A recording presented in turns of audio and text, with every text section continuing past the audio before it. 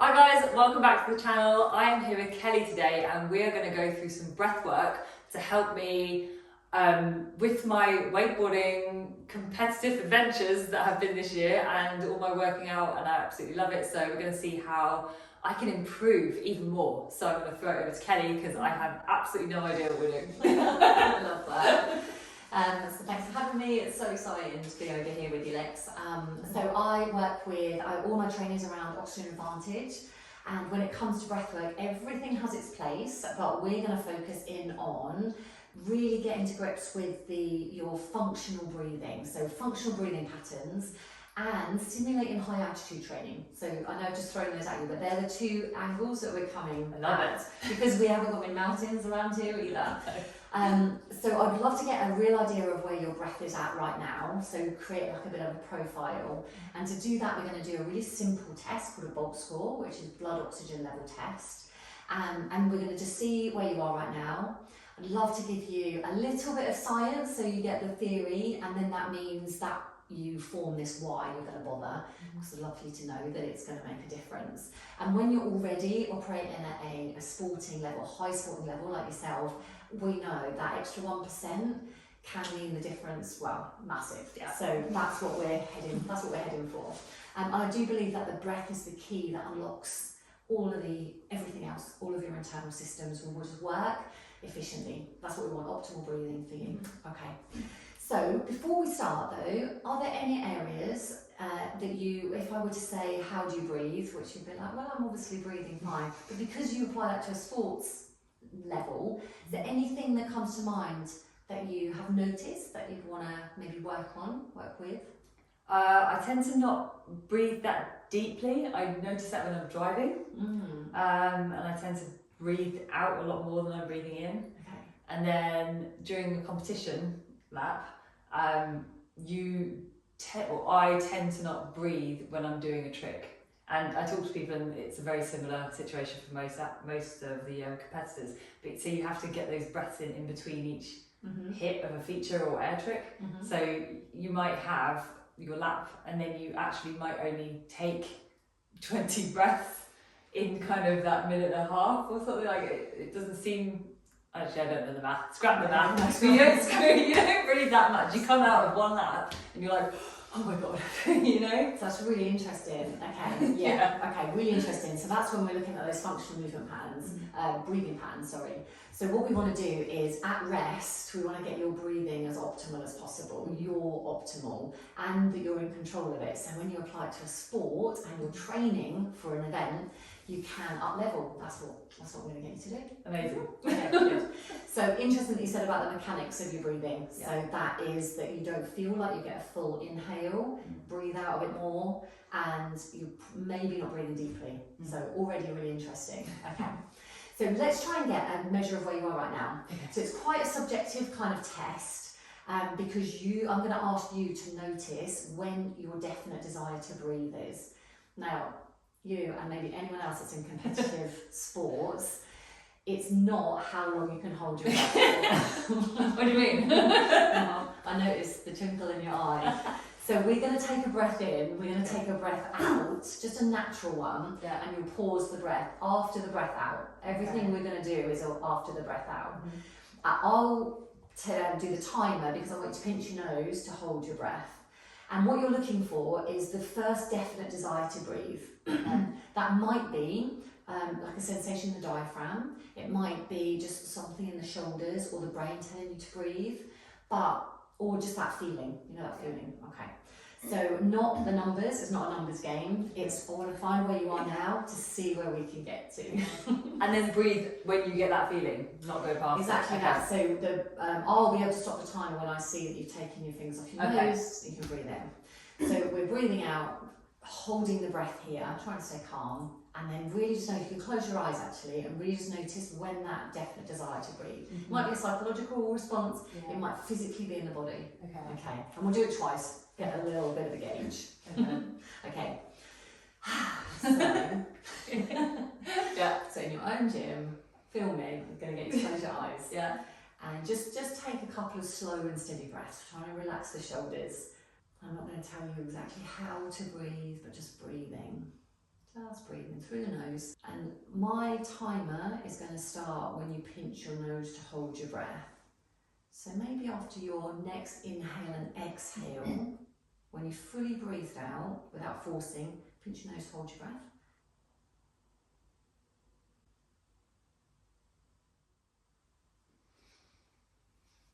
Okay, just do another couple of breaths so you kind of resettle. And we're going to try that again. Do take a couple of breaths just to get your breathing rhythm back to kind of a natural flow.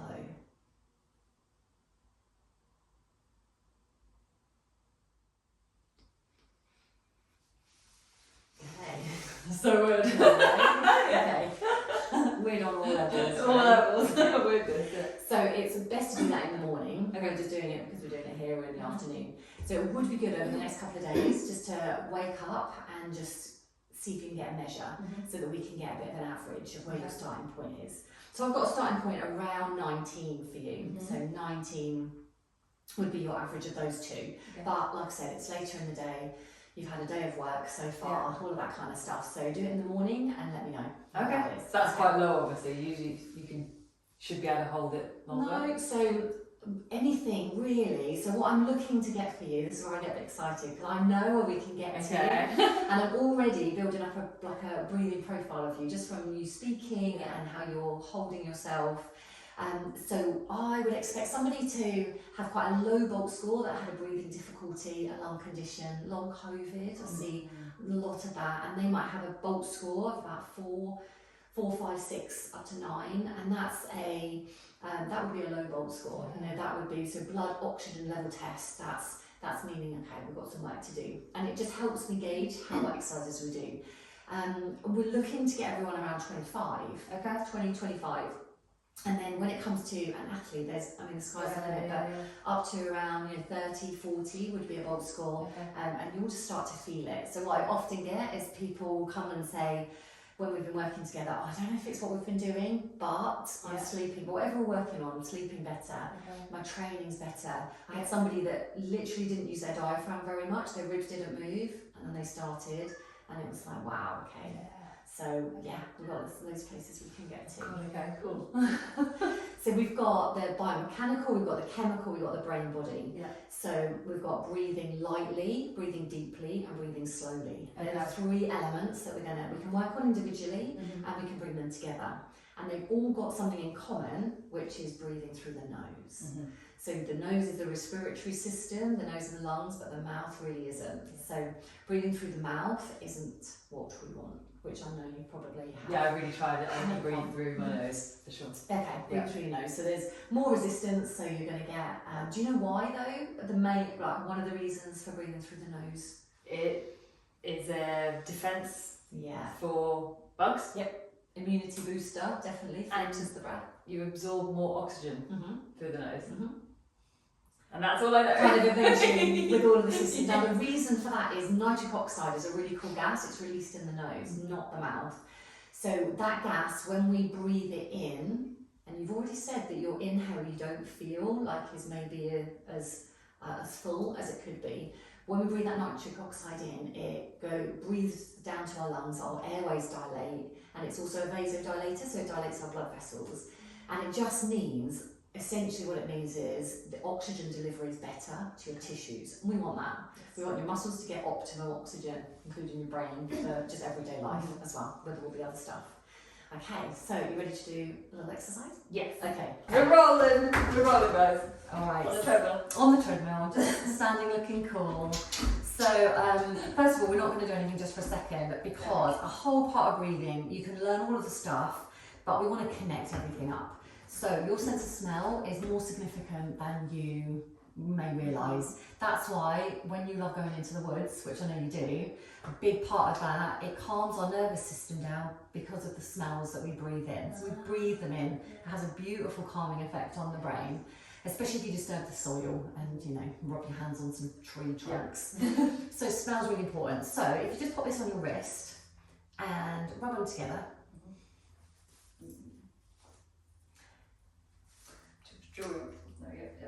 And what you can do, just place your fingertips on your forehead, thumb just rest on the side of the head, and just take some slow breaths in. So this is orange, and mint. Orange for uplifting, mint for clarity and clearing. It's delicious. But these little things really make a difference. They make a difference to lower your stress levels, to prepare you for exercise, to bring you back to the moment, to help in tricky, stressful kids situations. So not underestimating the sense of smell. Okay. And then before we get moving, come take your hands now onto your ribs. Okay, onto your ribs, great. So you talked about having potentially a bit of a shallower inhale. We tend to breathe hard and fast and shallow. What we want to do is breathe gentle, breathe slowly, and breathe deeply. So with your hands on your ribs, let's see if we can get a bit of engagement with your diaphragm. So breathe outwards. So as you breathe, I can see your hands moving. So you breathe in, so the ribs expand, and we breathe out. We're just doing it all through the nose. Feel that? Shoulders are still relaxed. It's always good to get that connection before you were to say start an exercise and strength training, because if you can breathe deeply whilst you're doing it, then you're going to be able to get an overall optimal breath in and out. Okay. All right. So, and usually we'd like to do a little bit of movement and stuff, but I know that you've done some movement already, so we're good. We can get started. And this exercise that we're going to do now is the very foundations of breath training. Okay. So think nose breathing, think light, slow, deep, which we can look into in more detail. But these mini breath holds are going to be your homework for the next couple of weeks. And we know I'm on the treadmill at the moment, guys. It's happening. So the very first bit of your treadmill work, you can do this. It takes about 4 minutes. Ish. So get it started, get to just a comfortable pace. We're not running, we're starting small. You want your body to feel safe, your mind to feel safe, body to feel safe. So a comfortable pace of a walk, yeah? Okay. So the reason for breath holds, that nitric oxide, we're going to get that released. Breathed in, helps dilate our airways. And just this is the beginning, it's the very start. So I'm not going to overload you with a load of science. So remember how we did our bowl before? We breathe in, we breathe out, and held the breath. Yes. This time, I'm going to breathe in, breathe out, hold the breath. You don't have to pinch your nose, I'm just doing that for effect. Yeah. Out of habit, I think. And we're just going to hold the breath for 5 seconds. Okay. So it's about 5 to 10 paces. Yeah. Okay. But we'll do it on my count because it's your first time, so we'll do it together. Yeah. So, and then what we'll do as well, I can see your breath, so we'll breathe in and out, we'll have a break, and then we'll do it again. We're going to do this 5 times. Okay. Can you do it? Yeah. Okay. All right. So this could be at the beginning of an exercise training session, going out walking, on the way to pick up kids from school. That's where I embrace it, and afterwards when I drop them off in the morning as well, which is always great too. Yeah. Out walking is perfect. All right, so I'll be able to keep an eye on this time here. Yeah. So let's begin. So when you're ready, I can watch you. So take a breath in and breathe out. So we're going to try and aim for about a breath in of about 6 seconds. Okay. And you're going to keep your mouth closed the whole time with all love and respect. Shut your mouth. Okay, let's go again. So breathing in. Keep your arms relaxed, just walk in as normal. That's it. Breathe out. And this time let's hold the breath. So we hold the breath for about 5, 4, 3, 2, 1. Breathe in through the nose. Breathe out through the nose. No breath hold this time. Let's do it again. Breathe in. Breathe out.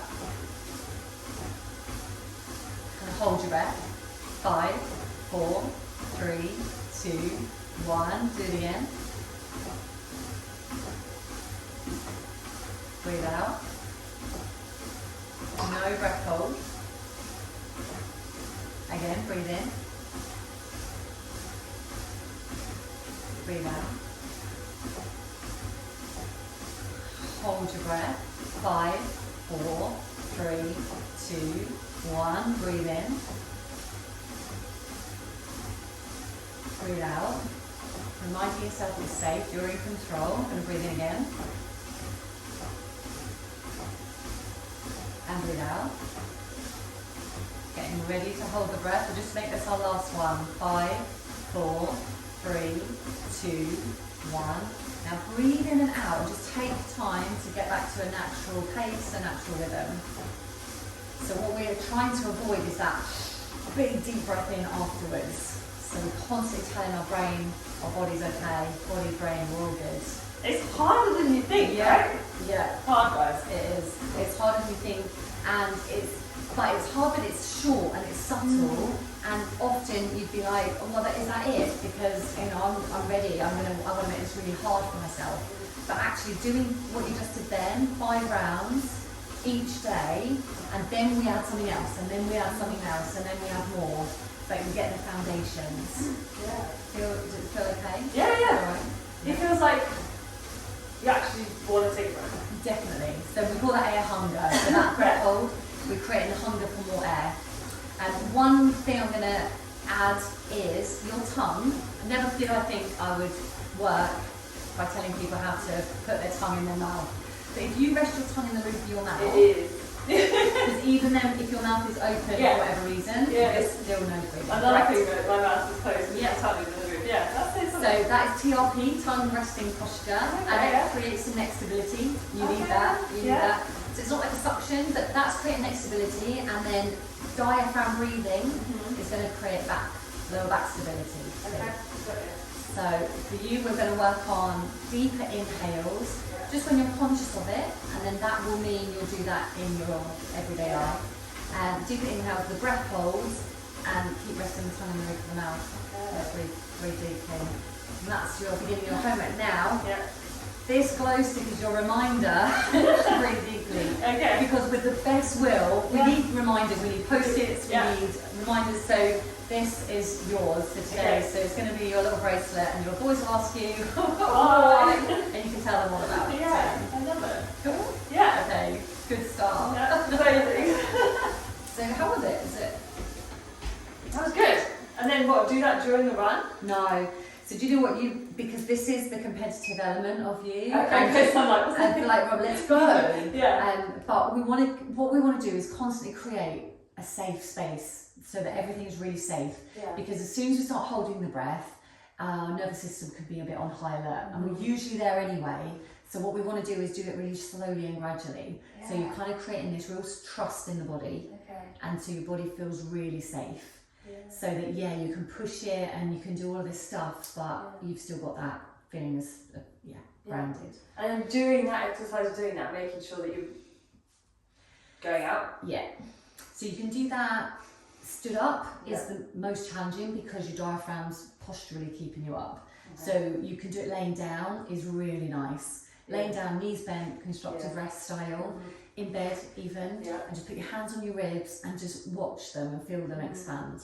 And when we expand the ribs, that's the biomechanical side. If we expand the ribs, the intercostal muscles get strong, lower back supported, diaphragm gets strong, so it doesn't need as much blood flow. That blood can go to the legs, so there'll be. And what we're trying to do is increase your tolerance to carbon dioxide. You know, so as carbon dioxide building up, you can tolerate more. You can keep going. Everest here I come. Yeah. Yeah, that's what we're doing with the breath holds. We are simulating high altitude training with those breath holds, and Which that's obviously- great training. Athletes go and train at high altitude, right? Runners because of that. Because of the way that the blood chemistry then changes. Yeah. So interesting. That's so cool. That was amazing. And we all start somewhere, so it's just the very start. If you see this is the start of your breaststroke journey, how exciting is that? So exciting because obviously I'm into Wim Hof. I religiously watch what Andrew Huberman puts out and I'm really into it, but I just don't know where to start on my own, or where like you try and follow Wim Hof a little bit, and it's just creating time for it and then knowing to do it in a safe space. So this has been really, really enlightening. So I see Wim Hof as like down one end of the scale, and oxygen advantage down this other end. Everything has its place. Got you. But it's going, okay, and I know Wim Hof style well, and I practice that, and it's 3 rounds, and it's deep breath, but it's quick, and it's super ventilation or hyperventilation really. I believe we're already generally in a chronic state of hyperventilation. We overbreathe. So we're training your body now to do more with less. Why do you think we overbreathe?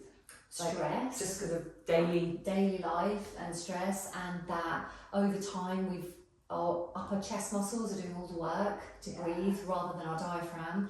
We get tired, we round forwards we're just like we're not creating optimum chance to breathe well. So I think daily life and also pressures and stress and just habits and patterns have got us to that. I feel like literally it's hit the nail on the head with the upper chest and It's tired, it's overworked. It's so true. You think I sit all day, it's like I'm at a desk when I'm working and I'm like this and I'm breathing in my chest rather than you sometimes just think right no sit up straight and then slowly it comes back. You're like no sit up straight. But it's having reminders because you'll forget an hour will go past and another one and then you're rushing. So having like some kind of reminder, crystals, glow sticks, post-its, some sort of reminder to breathe for sure. And those smells are really great to bring you back.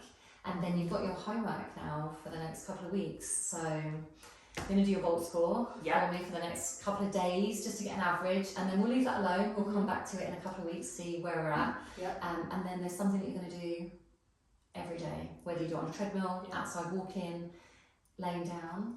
The 5 breath holds. Yes. And hold for 6 seconds. 5 seconds. Ish. Don't get too caught up in it. But yeah. And this, remember, it's just the beginning. We've got so many places we can go.